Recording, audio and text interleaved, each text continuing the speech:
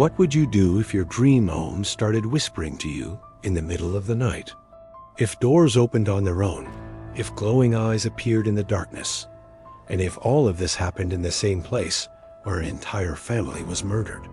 Today, you'll join me inside the residence that has become America's most famous nightmare. If you enjoy true stories of horror, mystery, and the unexplained, subscribe now and turn on notifications.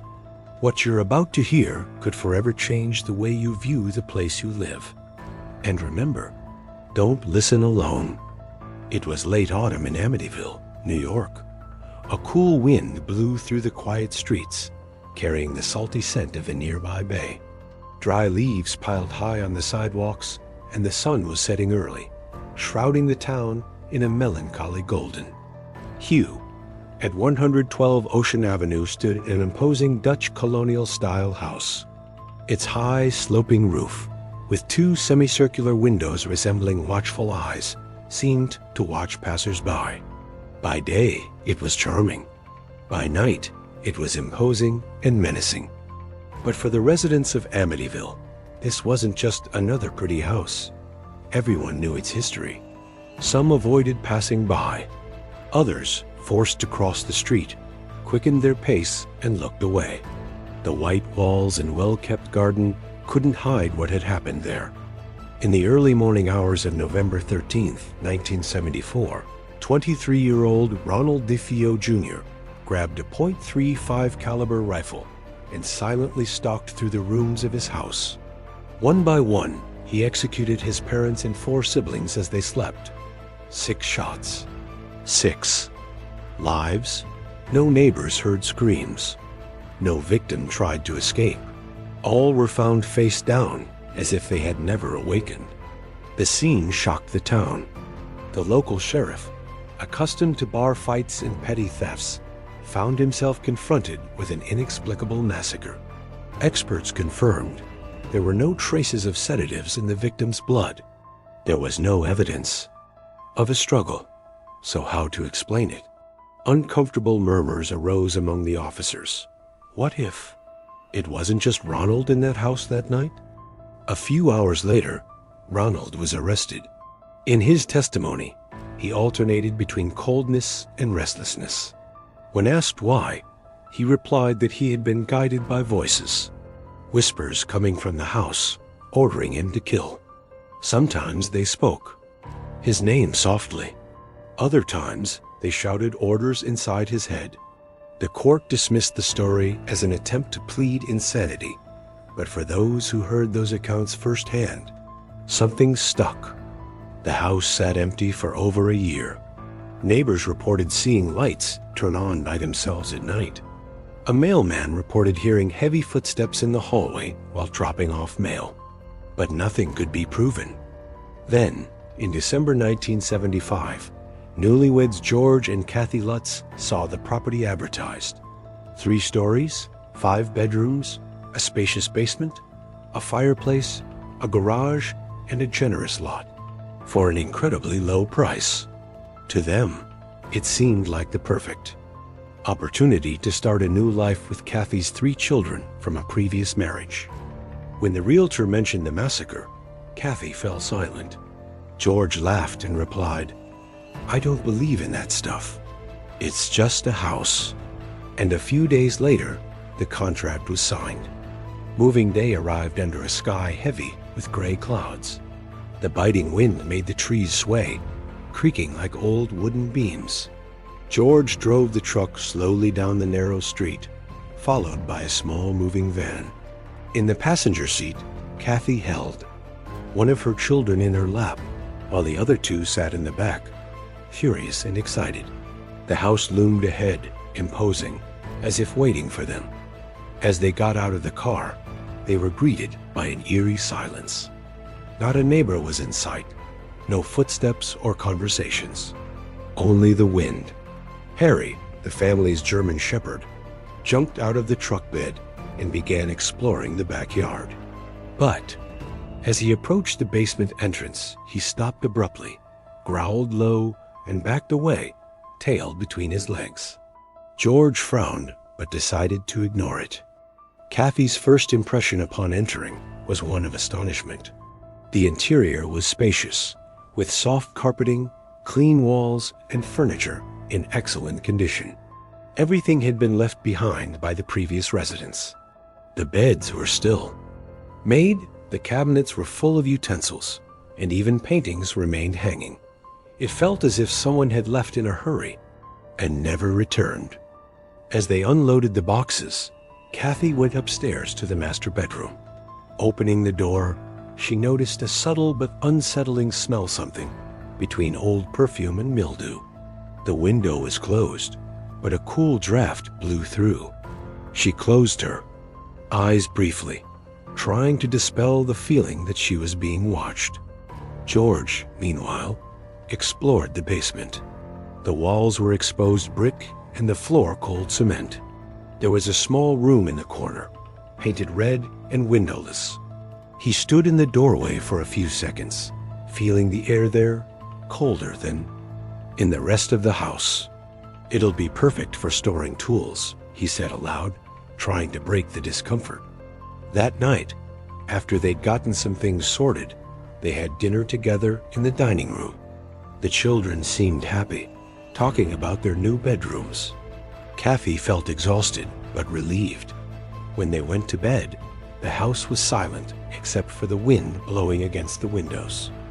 The early morning passed peacefully, but on the fourth night, something changed. George woke suddenly, without knowing why. He looked at the alarm clock. 3:15 a.m.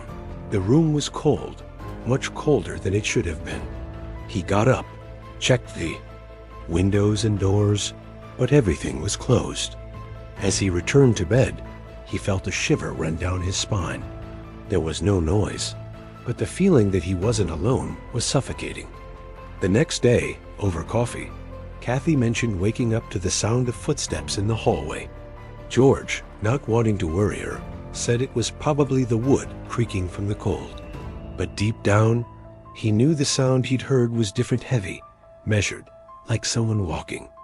Over the next few days, so-called cold spots began to appear throughout the house. These were specific areas, like the corner of the living room or the basement entrance, where the temperature dropped sharply, even with the heating on full blast. The air there was denser, making it difficult to breathe. Harry, the dog, began avoiding the basement altogether. Whenever he got near the stairs, he would stop, stare into the darkness, and growl softly, as if seeing something humans couldn't. The children began inventing new games, talking to themselves, as if conversing with someone invisible. Kathy thought it was her imagination, but a remark from her youngest daughter made her uncomfortable. "Jody said she likes my room because the window looks out onto the garden. That way she can get in easily." On the morning of her 7th day at home, Kathy was in the kitchen making coffee when something froze her in place. As she rinsed a cup in the sink, she felt a distinct, cold touch on her forearm, as if an icy hand had slid across her skin. She turned around immediately, but no one was there. She looked around, her heart racing. The kitchen was empty.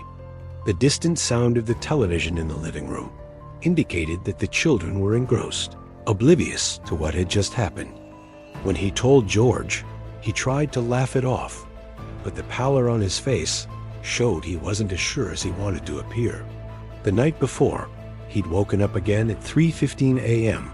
for no apparent reason and sat up in bed, staring at the bedroom door, feeling an almost physical discomfort. 2 days later, George was in the basement trying to install a shelf when he distinctly heard slow footsteps upstairs. He thought Kathy had returned from the grocery store, but when he went upstairs to check, he found the house completely empty. The children were at school, and Kathy hadn't returned yet. The silence that enveloped him seemed denser than usual. He felt watched, as if someone were standing right behind him. He turned quickly, but there was nothing. That same night, while they were having dinner, a door slammed so loudly that everyone jumped. Harry started barking and ran into the hallway, growling at nothing. George got up and went in, but saw nothing unusual. Still, he locked the front door and checked all the windows. The days that followed revealed a disturbing pattern. Small objects like silverware and keys disappeared and reappeared in unlikely places. One morning, Kathy found one of the children's beds completely overturned, as if someone had jumped on it repeatedly, but everyone assured her they hadn't done anything. It was then that Jody, the children's imaginary friend, began to become a regular part of their conversations. Their youngest daughter, Missy, said that Jody liked to play near her bedroom window and would sometimes appear outside, even when it was raining. When Kathy asked how Jody managed to climb to the second floor, Missy replied matter-of-factly, "She flies, and she has eyes that glow in the dark." One morning, George woke up thirsty and went down to the kitchen. As he passed the living room, he saw through the window 2 red lights fixed in the garden at the height of a human face. With a blink, the lights disappeared. He went to the door, opened it, and looked out nothing but silence and fog. On the 10th day, a new phenomenon occurred. A viscous green substance began oozing from some doorknobs and frames. The smell was strong, a mixture of sulfur and rotting flesh. George cleaned it up, but the next day, it was there again. Kathy, already worried, suggested calling the family's priest friend to bless the house. George agreed, though he wasn't entirely convinced. The following Sunday, the priest arrived with a small crucifix and holy water, determined to bless each room.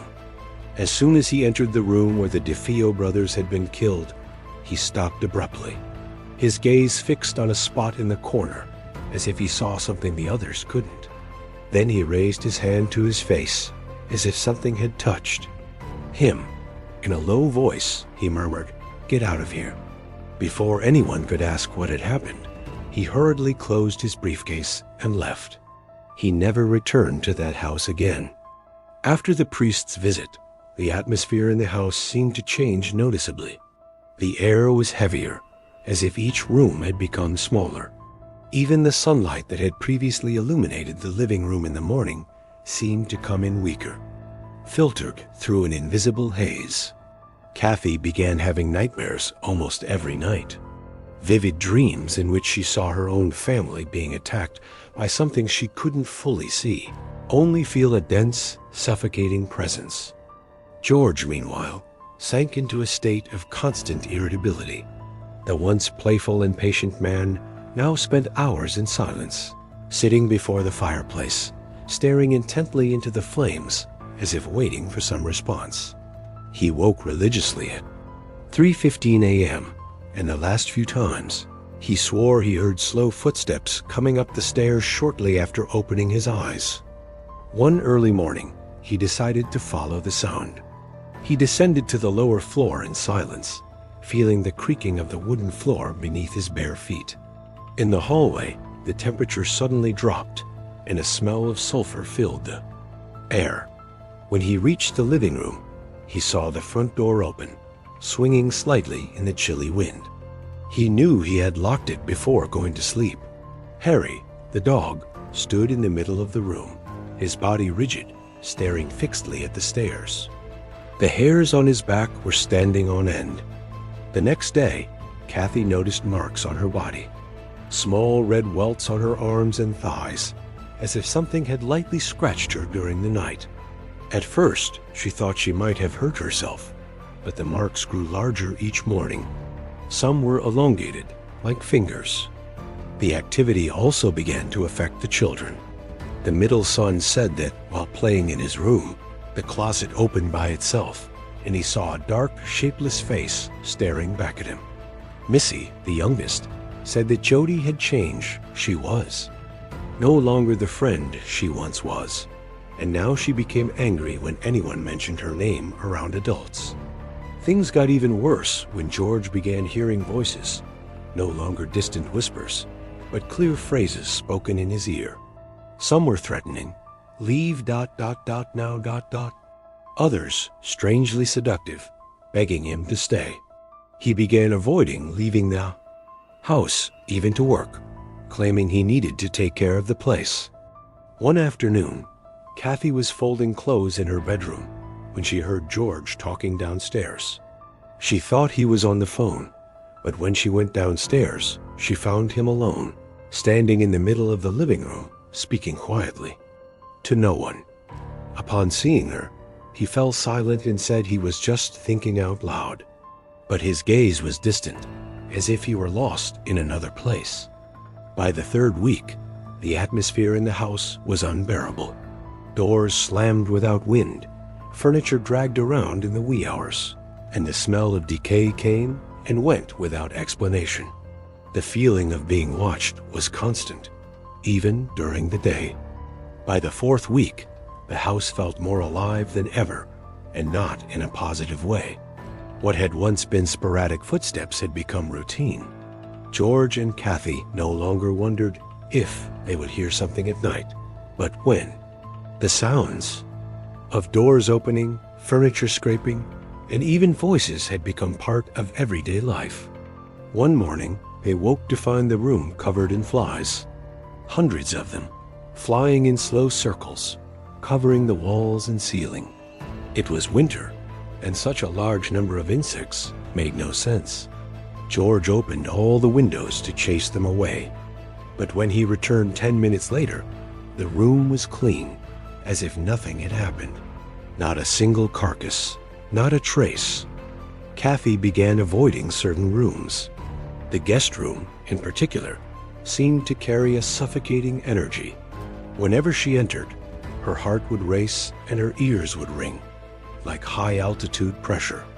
The children also refused to play there. Missy, on the other hand, spent more time alone. She would sit on the bedroom floor, talking to Jody for hours. One day, Kathy decided to peek through the crack in the door and almost dropped the laundry basket. Her daughter was looking out the window, smiling and waving at nothing. Kathy came over and looked too, but only saw the empty backyard. Missy then commented, "She likes to be in the big tree. She said she can see everything from here." Meanwhile, George spent more time in the basement. He claimed to be organizing tools, but Kathy found him more than once just standing in the red room, the one without windows, staring blankly at the wall. The smell of sulfur was stronger there than anywhere else. When she tried to coax him out, he merely mumbled, "I feel like this is where it all begins." On the penultimate night before climax, something even more disturbing happened. Kathy awoke to the sound of heavy breathing. She opened her eyes and saw a tall, dark figure standing motionless beside her bed. Her eyes adjusted to the dim light, and for a brief moment, the silhouette's face appeared distorted, as if it were a hybrid between human and animal. Before she could scream, the figure simply vanished like smoke. The next day, George avoided talking about it, but that morning, he woke again at 3:15 a.m. Looking down the hallway, he saw the walls pulsing, as if breathing. The carpet moved under his feet, lightly, like living flesh. The distant roar he had heard days before now seemed closer, echoing through the structure of the house. It was the 28th day in the Ocean Avenue house. Winter was beating down outside, but the chill inside wasn't the weather. George had been restless since early morning. He'd wander from room to room for no reason, opening doors, looking out the window, returning and repeating the cycle.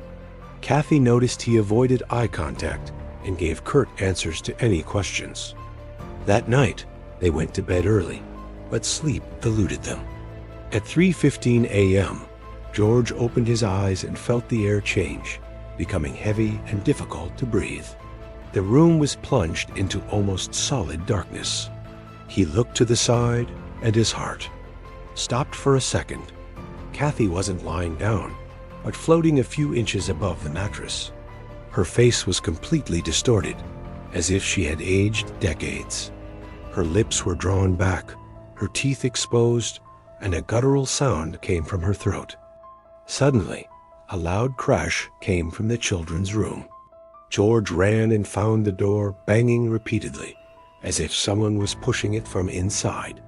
When he managed to open it, he saw the two boys huddled in the corner, crying and pointing at the bed, which was moving around the room on its own. Missy was gone.